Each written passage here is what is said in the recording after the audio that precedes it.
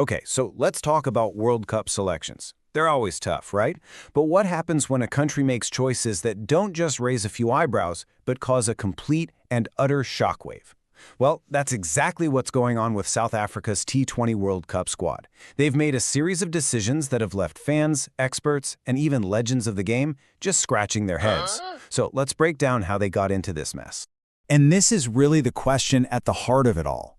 It's a crazy story about players in unbelievable form being ignored, some surprise picks getting the nod, and a huge procedural mistake that has put the entire national team under a microscope right before the biggest T20 tournament there is.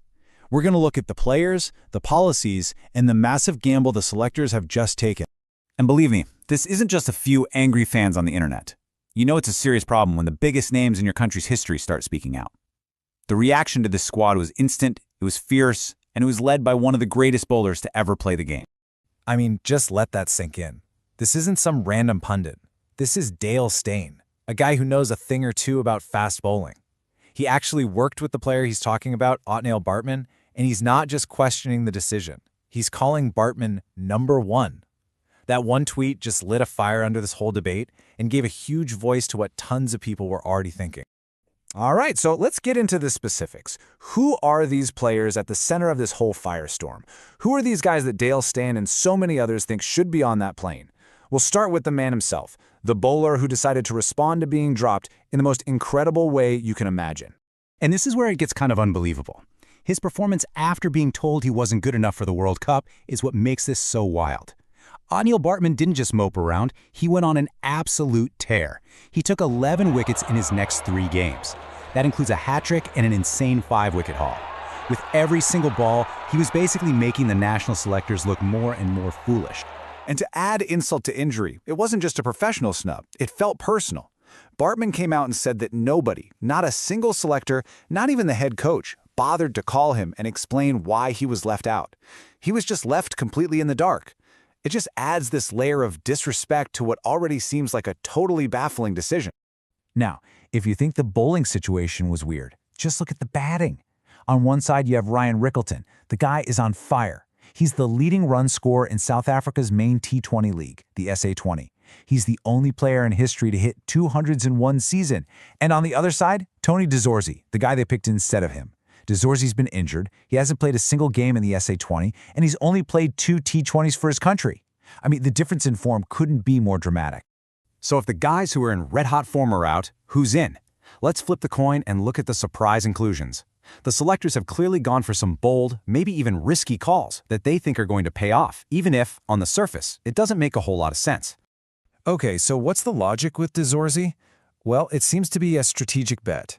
The World Cup is happening on the subcontinent, where facing spin is everything, and de Zorzi has a reputation for being a very good player of spin.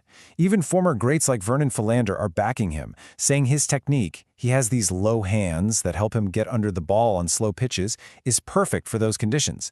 The selectors are basically gambling on his specific technique for that environment over Rickleton's raw current form. The other big surprise is Jason Smith. And man, just look at his recent scores here. He is the definition of a high-risk, high-reward, boom-or-bust player. The guy has serious power, but he is all over the place. You see a 41, then 1, 1, 4, 22, 2. Picking him is a total bet on his potential to win you a game in 10 balls, even if it means he might fail 5 times in a row. So you have to be asking, how did South Africa get into this situation? How did they end up with their best players on the outside looking in?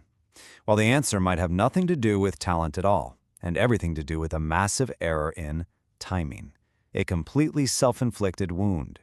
This timeline just says it all. The SA20, their big domestic tournament, kicks off in early January. You'd think that's the perfect time to see who's in form for the World Cup.